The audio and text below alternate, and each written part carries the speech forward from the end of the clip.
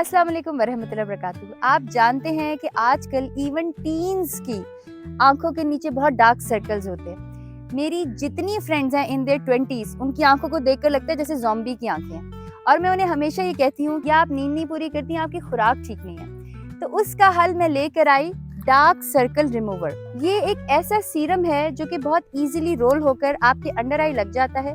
इसको हर एज के लोग यूज कर सकते हैं। It's very handy, it's very slim. ये आपकी आंखों के नीचे डार्क सर्कल भी खत्म करेगा और वो जो छोटी छोटी फाइन लाइंस हो जाती हैं, जैसे मेरे इर्द गिर्द तकरीबन हर इंसान के हैं और मुझे बड़ा दुख होता है, ये स्ट्रेस की वजह से होती है एंड लैक ऑफ नींद की वजह से। ये दोनों चीजें खत्म हो जाएंगी। It's equally good for main and women.